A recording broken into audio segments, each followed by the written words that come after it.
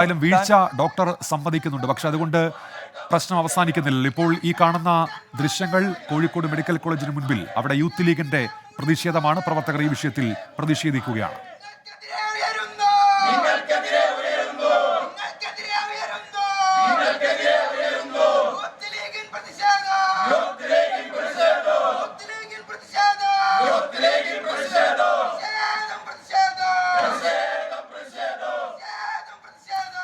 Kozhikode medical കോളേജിലാണ് ഗുരുതരമായ ചികിത്സാ പിഴവ് ഉണ്ടായത്. 6ാം വിരൽ ശസ്ത്രക്രിയ ചെയ്ത് നീക്കുന്നതിന് പകരം കുട്ടിയുടെ നാവിലാണ് ശസ്ത്രക്രിയ ചെയ്തത്. കുടുംബം ഈ വിഷയത്തിൽ ഇപ്പോൾ പരാതിയുമായി രംഗത്തെത്തിയിട്ടുണ്ട്. ആരോഗ്യമന്ത്രി ഈ വിഷയത്തിൽ അടിയന്തരമായി റിപ്പോർട്ട് തേടിയിട്ടുണ്ട്. വലിയ പ്രതിഷേധം അവിടെ ഉയരുന്നു. കോഴിക്കോട് മെഡിക്കൽ കോളേജിന് മുൻപിൽ ഇപ്പോൾ യൂത്ത് ലീഗിന്റെ പ്രതിഷേധം നടക്കുകയാണ്.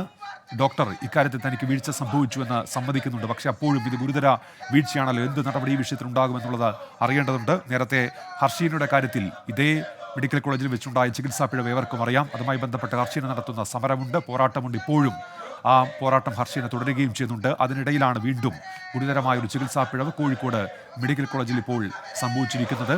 യൂത്ത് ലീഗിന്റെ പ്രതിഷേധം ഇപ്പോൾ കോഴിക്കോട് മെഡിക്കൽ കോളേജിൽ നടക്കുകയാണ്. സമീർ സി മുഹമ്മദ് ഇപ്പോൾ വിശദാംശങ്ങളുമായി ചേരുന്നുണ്ട്. സമീർ, യൂത്ത് ലീഗിന്റെ പ്രതിഷേധമാണല്ലോ, വിവരങ്ങൾ എന്തൊക്കെയാണ്?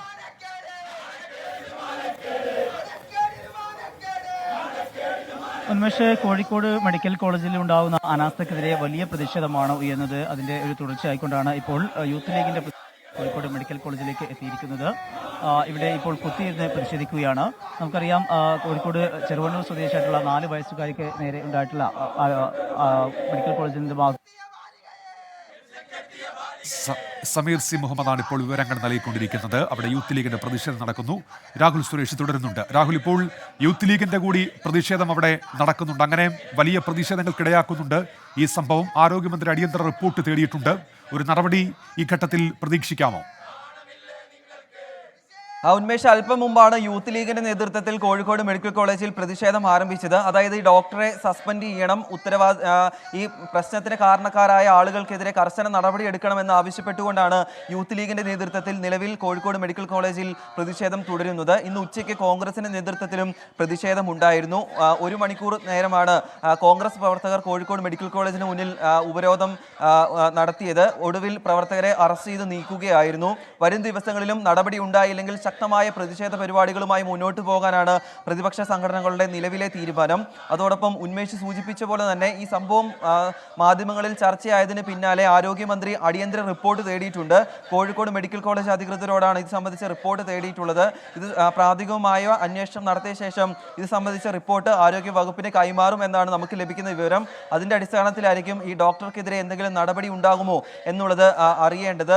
പോലീസിനും ഇന്ന് പരാതി നൽകും. അങ്ങനെ വരികയാണെങ്കിൽ പോലീസ് എടുക്കുന്ന കേസിനും ഉടൻ തന്നെ ഈ ഡോക്ടർക്കെതിരെ നടപടി ഉണ്ടാകാനാണ് സാധ്യത. അങ്ങനെ വരും ദിവസങ്ങളിൽ ഈ സംഭവവുമായി ബന്ധപ്പെട്ട് കുറ്റക്കാർക്കെതിരെ കർശന നടപടി ഉണ്ടാകുമെന്ന പ്രതീക്ഷയിൽ തന്നെയാണ് കുടുംബം. അല്ലാത്ത പക്ഷം മറ്റ് നടപടിക്രമങ്ങളിലേക്ക് കടക്കുമെന്ന കാര്യം കൂടി കുടുംബം ഈ ഘട്ടത്തിൽ വ്യക്തമാക്കുന്നുണ്ട്. രാഹുൽ, ഇപ്പോൾ ഈ സംഭവം നടന്നിട്ട് മണിക്കൂറുകളായല്ലോ. ഈ മെഡിക്കൽ സൂപ്രണ്ട് എന്തെങ്കിലും വിശദീകരണം നൽകുന്നുണ്ടോ? ഇതുമായി ബന്ധപ്പെട്ട് ഔദ്യോഗികമായി എന്തെങ്കിലും വിവരങ്ങൾ കൈമാറുന്നുണ്ടോ? സ്വാഭാവികമായും ആഭ്യന്തര തലത്തിലൊരു വിവരശേഖരണം ഇതിനോടകം നടത്തി കഴിഞ്ഞിരിക്കുമല്ലോ. എന്ത് സംഭവിച്ചു, എങ്ങനെ പിഴവുണ്ടായി എന്നതുമായി ബന്ധപ്പെട്ട് രാഹുൽ. തീർച്ചയായിട്ടും മെഡിക്കൽ കോളേജ് സൂപ്രണ്ടിന്റെ പ്രതികരണം നമ്മൾ തേടിയിരുന്നു. അദ്ദേഹം ഇത് സംബന്ധിച്ച് പ്രാഥമിക അന്വേഷണത്തിന് നിർദ്ദേശം നൽകിയിട്ടുണ്ട്. പ്രിൻസിപ്പൽ തലത്തിൽ അന്വേഷണം നടത്താനാണ് നിലവിൽ സൂപ്രണ്ട് ഉത്തരവിറക്കിയിരിക്കുന്നത്. ഇതുമായി ബന്ധപ്പെട്ട കർശനമായ നടപടി ഉണ്ടാകുമെന്ന് തന്നെയാണ് ഇന്ന് ഉച്ചയോടുകൂടി കോഴിക്കോട് മെഡിക്കൽ കോളേജ് സൂപ്രണ്ട് 24-നോട് സംസാരിച്ചപ്പോഴും വ്യക്തമാക്കിയത്. ഇതിന്റെ ആദ്യഘട്ടമെന്ന നിലയിൽ തന്നെയാണ് ഡോക്ടറെ വിളിച്ചു വരുത്തി നേരിട്ട് വിവരങ്ങൾ തേടിയത്. അപ്പോഴും മെഡിക്കൽ കോളേജ് സൂപ്രണ്ടിനോടും ഉണ്ടായ പിഴവ് ഡോക്ടർ സമ്മതിച്ചു എന്നുള്ളത് തന്നെയാണ്. ഇതിൽ എടുത്തു പറയേണ്ടത്, സാധാരണ ജൂനിയർ ഡോക്ടേഴ്സ് ആണെങ്കിൽ ഇത്തരത്തിലുള്ള ഒരു തെറ്റ് അല്ലെങ്കിൽ പിഴവ് ഉണ്ടായി എന്ന് തന്നെ അംഗീകരിക്കാം. പക്ഷേ ഇത് സീനിയർ ഡോക്ടറാണ്. അദ്ദേഹത്തിന്റെ ഭാഗത്തു നിന്നും ഒരിക്കലും ഉണ്ടാകാൻ പാടില്ലാത്ത ഒരു സമീപനമാണ് അല്ലെങ്കിൽ പ്രവൃത്തിയാണ് ഇപ്പോൾ ഉണ്ടായിരിക്കുന്നത്. ഇതിൽ എടുത്തു പറയേണ്ട മറ്റൊരു പ്രധാനപ്പെട്ട കാര്യം, സാധാരണ ആൾക്കാർ എത്തുന്ന ഒരിടം കൂടിയാണ് കോഴിക്കോട് മെഡിക്കൽ കോളേജ്. വർഷങ്ങളുടെ പാരമ്പര്യമുള്ള പല പ്രമുഖമായ ആരോഗ്യ വകുപ്പുമായി ബന്ധപ്പെട്ട് പല നടപടിക്രമങ്ങളും ഉണ്ടായ ഒരു ആശുപത്രി കൂടിയാണ് കോഴിക്കോട് മെഡിക്കൽ കോളേജ് എന്ന് പറയുന്നത്. അപ്പോൾ ഇനി ഇനിയാണെങ്കിലും നാളെ ആൾക്ക് അല്ലെങ്കിൽ ഒരു രോഗിക്ക് കോഴിക്കോട് മെഡിക്കൽ കോളേജിലേക്ക് എത്തുമ്പോൾ ഈ വിഷയങ്ങൾ മനസ്സിലുണ്ടാകും. ഒരു ഭയം ആർക്കും ഉണ്ടാകാനുള്ള ഒരു സാധ്യത കൂടിയാണ് ഈ ഘട്ടത്തിൽ ഉണ്ടാകേണ്ടത്. ഇതിൽ കർശനമായ നടപടി ഉണ്ടാകണം എന്നുള്ളതാണ് മെഡിക്കൽ കോളേജിൽ എത്തുന്ന ഓരോ രോഗികളും വ്യക്തമാക്കുന്നത്. അത് ഉണ്ടാകുമെന്ന പ്രതീക്ഷയാണ് ഇപ്പോൾ ഉള്ളത്. അതുമാത്രമല്ല, ഹർഷീനയുടെ വിഷയം ഇപ്പോഴും സജീവ ചർച്ചയായി നിൽക്കുന്നു.